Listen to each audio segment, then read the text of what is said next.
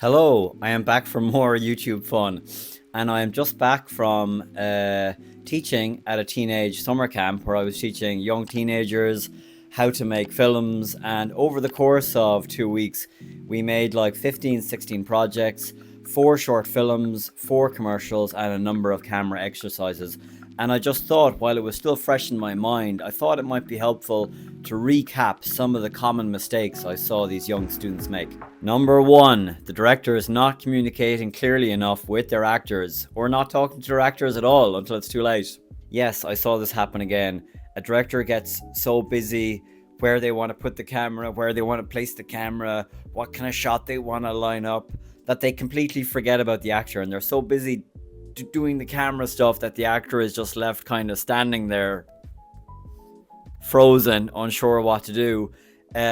What I recommend is talking to the actor first. Do the actor first.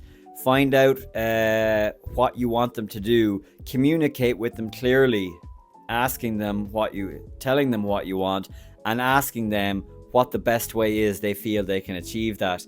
An actor is one of the most powerful assets you have on your set. So use them in a friendly way. This doesn't mean, acting out the role.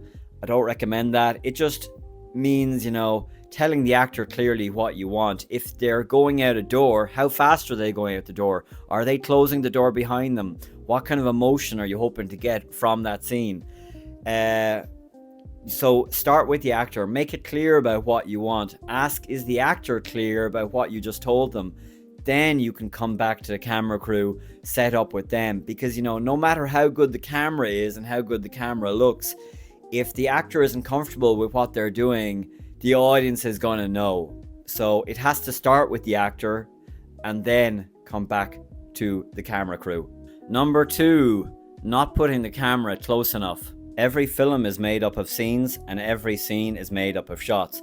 And there's 3 main kind of shots: the wide shot, the medium shot, which students love, and the close-up. And it's the close-up I want to talk about here. The close-up is one of the most potentially powerful camera angles, I think, in cinema. To me, it is the most powerful and the most important. If you think of some of your favorite films, the odds are the close-up is the one that you most frequently think of. If you think of Titanic, you think of Jack and Rose on the Titanic sinking, and you think of their faces in close-up, the distress, the fear, the emotion. And if the camera isn't close enough to capture that emotion, you're actually not doing yourself any favors, and you're actually taking away from the power of the final project. So keeping the camera close is key to a successful film. Number 3, this is a bit of a weird one: only filming half the actor's face. Okay, this is kind of a weird one, but it is something I saw happen again and again, so I wanted to bring it up. And that is, literally people by coincidence only filming half the face.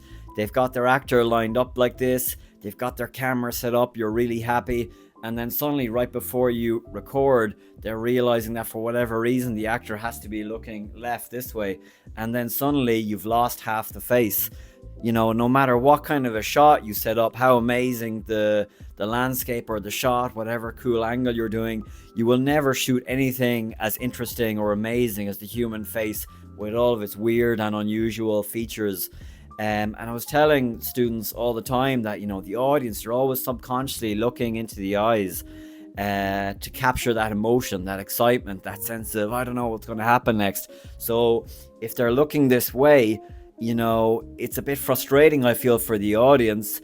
You can obviously do profile shots if that's what you want to do, and there is a stylistic purpose in having those. But if you're just doing this without thinking about it, and the actor's looking off left, delivering his lines, the audience is subconsciously frustrated because they're only getting half the emotion, half the information that they could be getting. So if they're supposed to be looking to the left, just have the camera face somewhere like this, and they're looking that way, and they're delivering their lines like this, so you can see both sides of the face. It's something I saw again and again, and it's something that not a lot of people talk about. The face is the most fascinating and interesting thing in cinema. capturing those emotions. So there's no reason to be cutting off half of it just for no reason, just because you're trying to move fast or whatever. Always get both halves of the face, guys. And think about the eye line. That could be a separate thing to talk about, but where is the eye line? Is the eye line going to be here? Am I delivering my lines in a dramatic and exciting way like this? And I can't stand being here anymore and I want to get out of here. Consider that and consider this. I can't stand being here anymore and I want to get out of here. I think it's generally more satisfying, like this. The 3/4 view, I think it's called, is something the most standard view in cinema. So they're looking like this, but you can see both sides of their face. So profile, like this, 3/4 view, and just right down the barrel of the lens.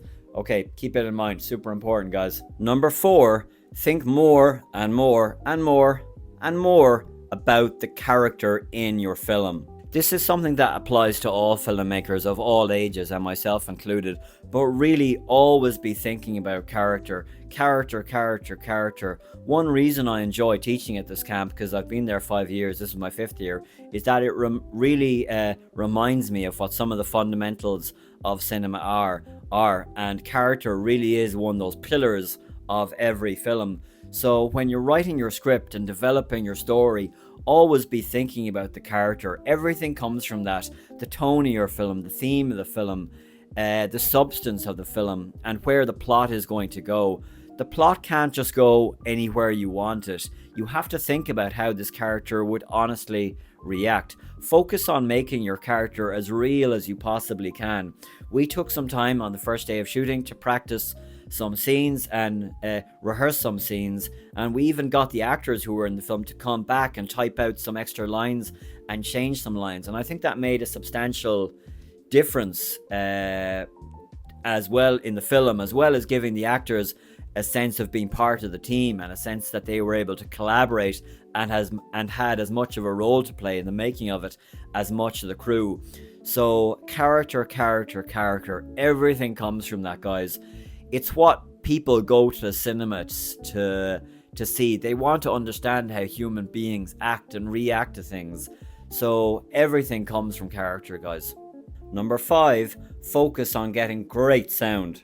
Yes, absolutely, get great sound. This isn't an emphasis on gear. This is actually the opposite, an emphasis on not having a lot of gear.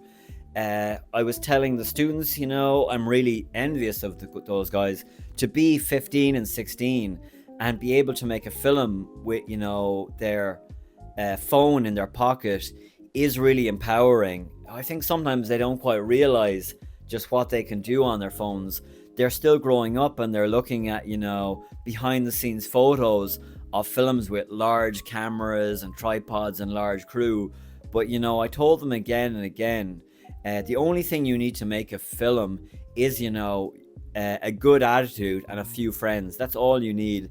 And the only thing I would add on to that, asterisk, is get great sound as well, but you can get sound really easily. These mics sound really good and they were like €20 or whatever. So get some of those, plug them into your phone, Android or iPhone, and Bob's your uncle. You don't need a lot of gear. You don't need a lot of anything. You just need, really good sound, because if you don't have good sound, your film is actually going to suck. So spend a lot more time on sound than anything to do with the camera. Anything to do with the camera can be brought into DaVinci or Premiere and it can be adjusted. You can make it black and white, you can make it sepia, you can add film style LUTs, and you could add in color grading. You can do anything you want, but sound is a lot harder to fix in post if you've screwed it up on the day. So focus on getting great sound. And that is the end of the video. Ta-da! Yes, that is the end of the video. Thank you for watching. I really enjoyed getting away, and it was fantastic to be going up there again, meeting those students and helping them and working with them on their journey and watching their, visions and films take shape. Teaching is something I enjoy. I do it during the year from September to April. I did it last year anyway. and I went around to different schools around the country, which was fun. So I'll probably maybe do more and more of that. We'll have to see. And it was also great just to get out of Cork for a while, because I'd been in a bit of, not a rut, but I'd been certainly in a heavy routine of making visual effects videos. If you haven't seen one of those videos, click here. And just doing those, trying to get those shots in the bag was a bit like, ugh. So to get away from that was really good, but I will be getting back to that soon. Not immediately, but soon. I've one other video before I want to dive back into visual effects stuff. So yeah, the film is coming together. It is coming together. I showed some of the clips from the movie to the students and got some generally good reactions. I think it's important, for the students to see what, the quote-unquote adults are doing. So I was happy to show them what I was up to. But I will be getting back to it soon enough. So thank you for watching anyway. If you haven't already, please do like and subscribe. And I'll be back in another video very, very, very, very, very, very soon.